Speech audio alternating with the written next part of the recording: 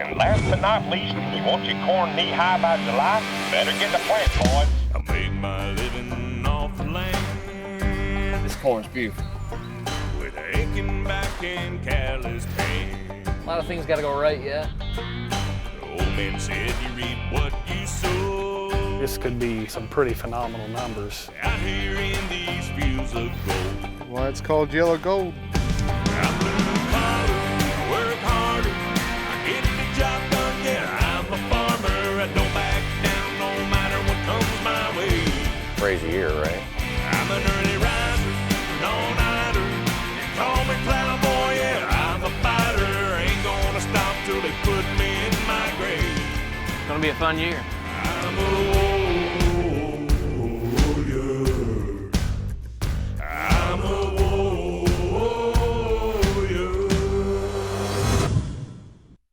This episode of Corn Warriors is presented by Pivot Bio.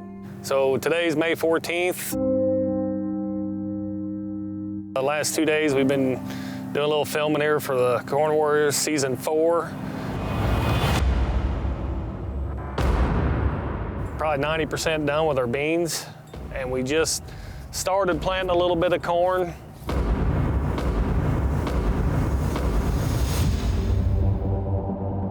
No major flooding this year, which is kind of unusual for us.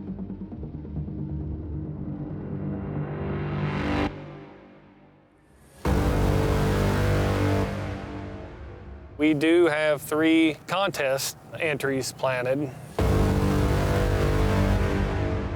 Could have possibly up to 13 entries in it this year. Kind of excited about that, but you know, very slow pace on corn. We're holding off. They're calling for rain next 3 or 4 days here. All in all, we have no corn out of the ground, but beans look good. Kind of excited about the Soil Warriors, see what it can bring to the table for our farm. I'm probably about as most optimistic of our crop potential with the Soil Warrior and following the soybeans with our corn this year than I've ever been.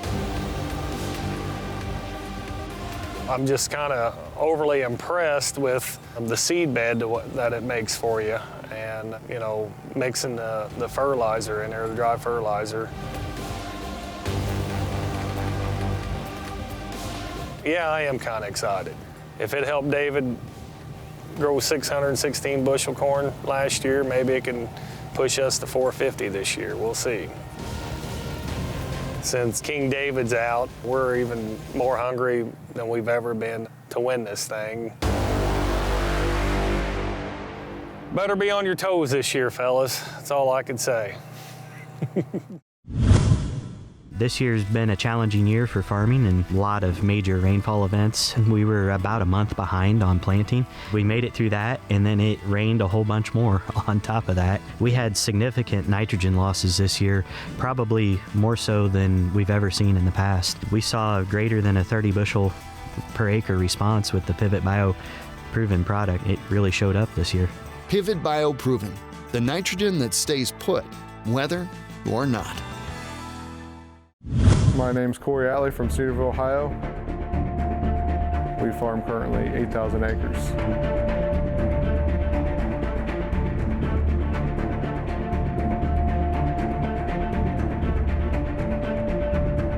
I told him, I said, welcome to the land of the wind.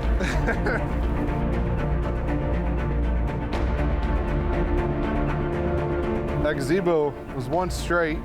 It ended up on top of that tree there because of the wind. They had another trampoline that ended up at Dad's house. That was the second trampoline, so now we're on trampoline number 3. It's just always windy out here. It's a lot of fun.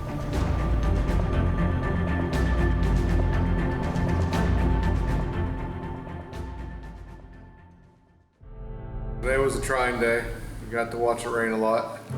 According to the forecast, it could be beginning the middle of June before we get back in the fields. Hopefully they're wrong, but good news of the day, we got to go out and look at some corn and soybean. Looks like we drove off the road and we're in the middle of a pond. That's a bean field. Still got a couple in the clay ground that's coming. Then we lose that good bean stand, and now they're gone. We just won't go right in the flood. I mean, this is what we've been fighting the last 2 years. How quick can this water get off?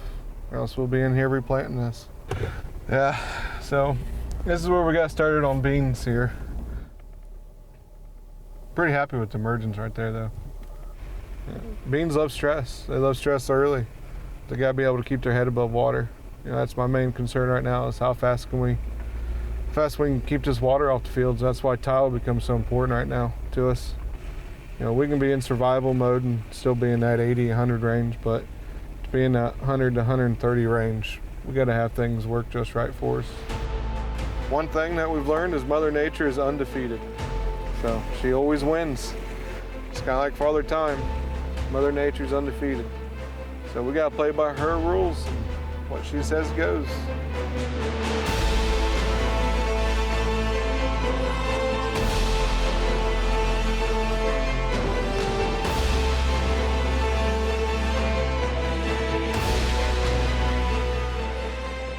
Calling for more rain here in the next 3 days. Hope those beans know how to swim.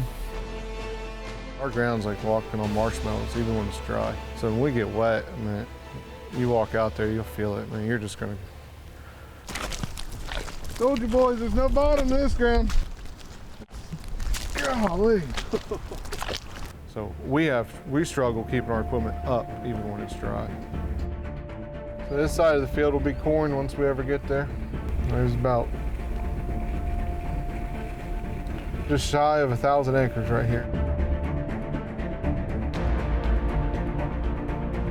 Farming stuff, it's not easy. Like days like today, you have a better chance of taking a jet ski to check your crop than an ATV.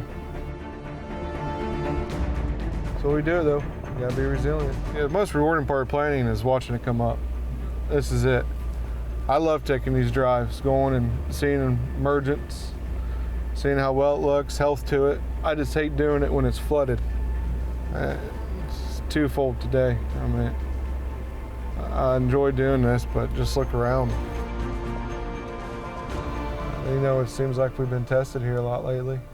And you still gotta have faith and trust in him that we're gonna get through this and make it, and I do. But you almost gotta be a little dumb to keep coming back and doing this. I mean, year after year, it's one knockdown after another. Just keep coming back for more. We're a glutton for punishment.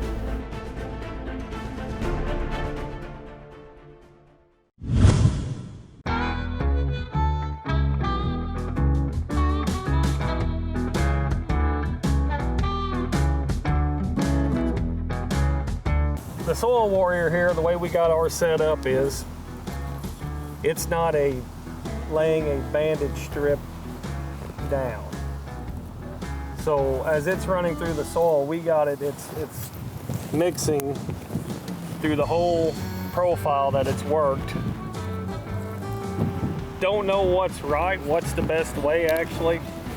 As me and Matt was talking, we're kind of thinking, you know, instead of having the roots go straight down in one narrow band, maybe they will spread out a little bit and kind of go down a little bit wider.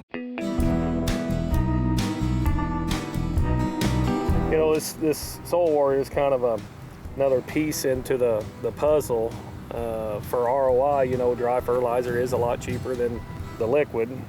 The reason we have been going away from the dry fertilizer is because the salts, we weren't able to run enough humics in it as we go to help buffing out the salts, and now the Soil Warrior was nice enough to add liquid on it so we could run quite a bit of humic acid in it to kind of coat some of the fertilizer that's getting in there.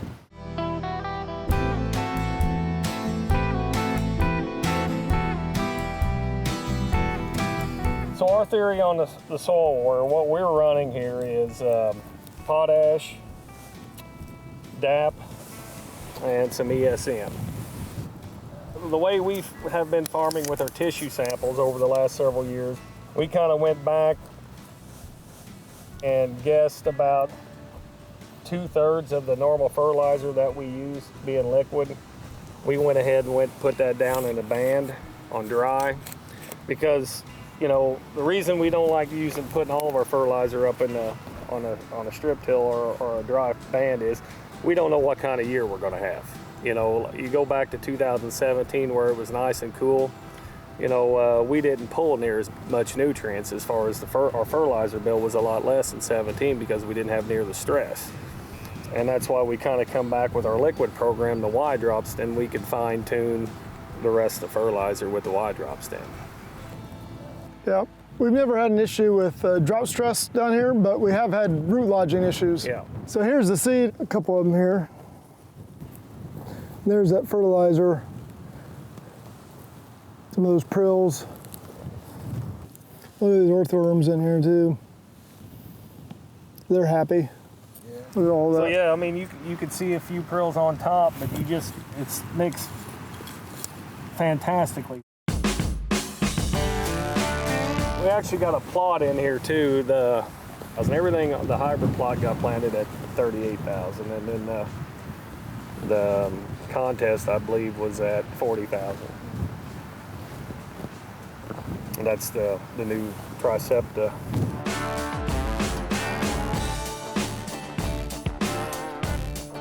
You know, we proved it last year with 6744. You know, we had it 38,000. It still went 394. So, and that was in an extremely it was a record dry August heat and. Yep. And drought. We planted late. And we planted late. So, you know, this was our first corn we planted of the year, and that was May 12th. So that was our first corn planted of the year. You know, we've seen a lot of guys planted corn this year, and you know they have some issues, stand issues, emergence. Most of it come up, but it's not an even emergence. You know, we just know that you cannot chase high yields without having an even stand. I mean, that's the main goal no matter what time you plant. If it's 1st of April, 1st of May, or 1st of June, you know, patience is a virtue for high yielding corn. Well, I wish we could have planted April 10th, but you know, we just knew for what we were trying to do that we were not going to get that stand. You go back to our last 3 years have been our last 3 highest yields, and they've all been planted. Their earliest was planted, I think, May 13th, 14th, all the way up to like the 24th, 25th of May. A lot of this other corn is taking 3 weeks to come out of the ground. This stuff is going to be out of the ground in 5 days, probably. So tell me how much this corn has missed as far as growth compared to guys that planted April 1st. Yeah. Nothing. How fast were you able to run that strip till? Depending on how much we were putting out, but most of it we were running about 8 mile an hour, 7, 8 mile an hour. We could run up to 10 and on naturally lighter amount, and then we had a couple strips we were going pretty slow. You know, I mean, but it's like anything else. You know, you take a ripper, you can pull a ripper, 15 shank ripper if you're only ripping 8 inches deep, but all of a sudden you drop her down to a foot deep, you find out you ain't got near big enough tractor, no matter what you put on it. So,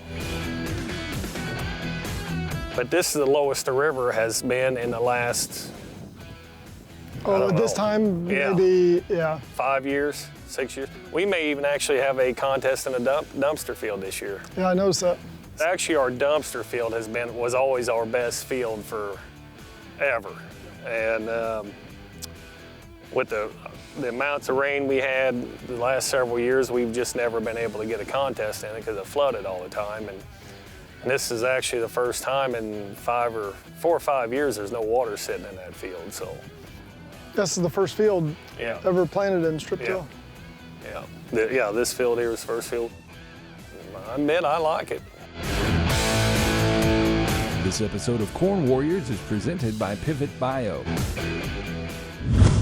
Every day I get home from work, it's guaranteed to be one thing. Either A, he's farming, carpet farming, as you can tell on the ground here. We got carpet farming, or he's playing sports, or he's on the Xbox farming.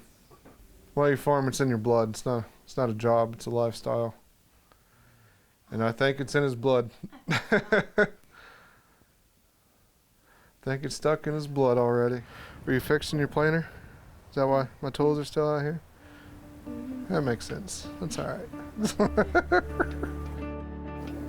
You know, I'm the 6th generation that's been in this farming with the Atley name.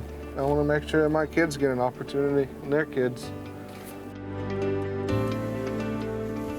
Well, we're at my dad's house here. So this is where I was born and raised. And then my house is right over there, so you can tell I didn't make it too far away. But gonna come out here. We had some cropland corn we planted here on May 5th. It's been 108 GDUs, planted it last Tuesday. We're about 40 GDUs behind normal. Just gonna come out here, check on this beautiful Tuesday and see what the corn's doing. Maybe we can give it a rain jacket. Spacing's good. For being on an in-row here and where we first started, I'm okay with that emergence. You can tell they just came up here, so that will work. Population here on this field's about 39,000 for an average, so it's 110-day corn. Every acre has the potential to be a contest acre. We kind of have the mindset that any field we go to at any time would be 300 plus bushel. It's all got tile on it, so.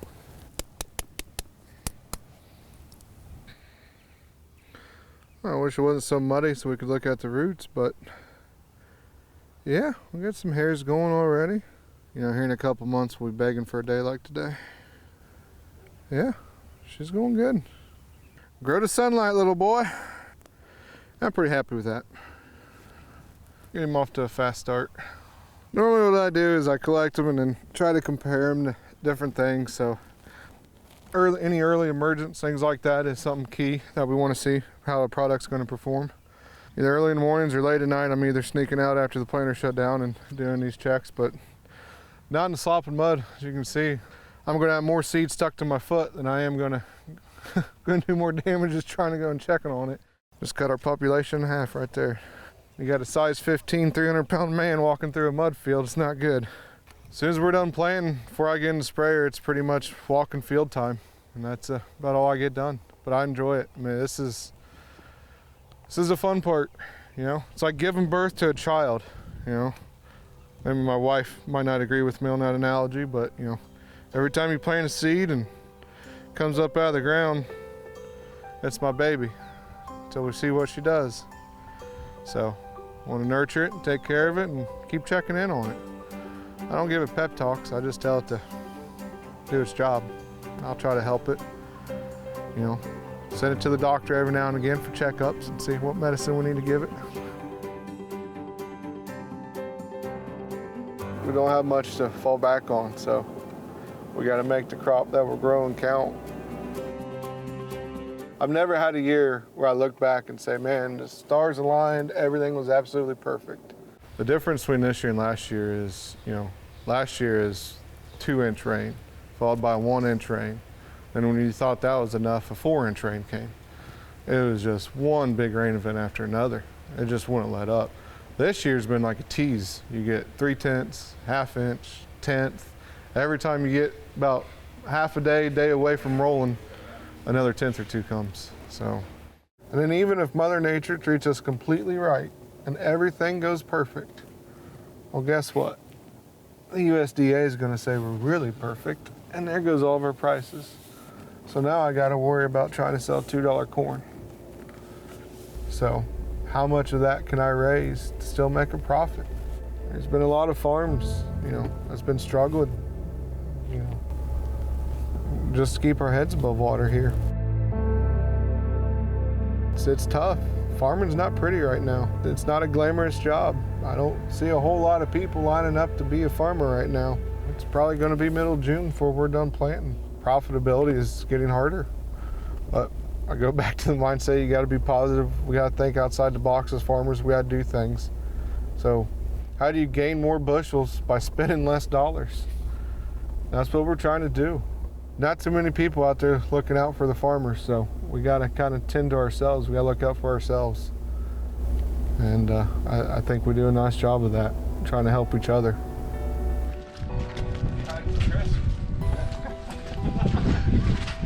we're all feeling the pain right now. It will get better, but take care of yourself, take care of your mental health. With everything that's going on right now, it's easy to give up hope on it. We just got to keep our head above water, and we'll get there. Don't be afraid to talk to another farmer about the hardships that you're going through, because I guarantee you they're probably feeling it too. We farmed this land for a long, long time, and I don't see farmers going anywhere.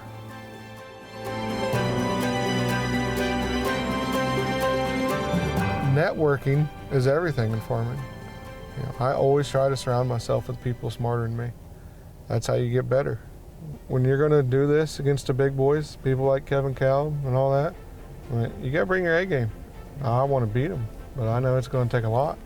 But I think we're ready. I think we're ready to come on the national stage, and I think we can hold our own. Just got to get Mother Nature on the same page as us. You either swing for the fence or you're sitting on the bench. Just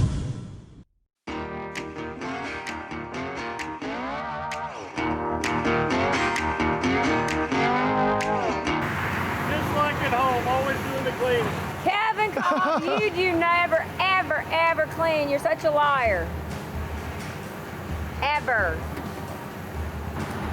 Line that up, Matt.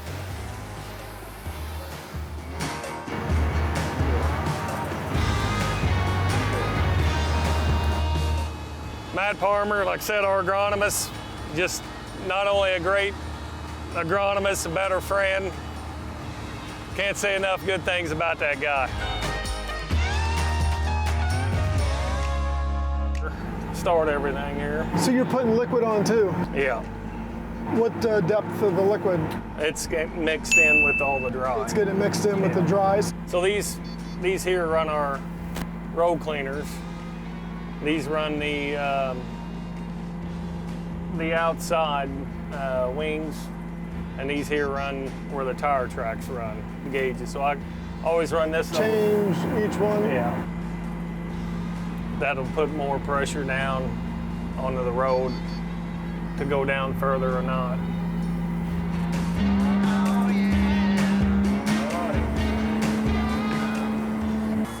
You can see it mixes the whole profile. It's got fertilizer all the way through it. I just like this concept instead of the deep banding. Just putting it down there. Yeah, I mean, this ground here on this hill is normally rock hard. And look at that. I'm gonna make a prediction. If the river don't get it, this field right here will be the new world record. Yeah, the river don't get it. All righty, I'm gonna get going. Yeah. See you guys.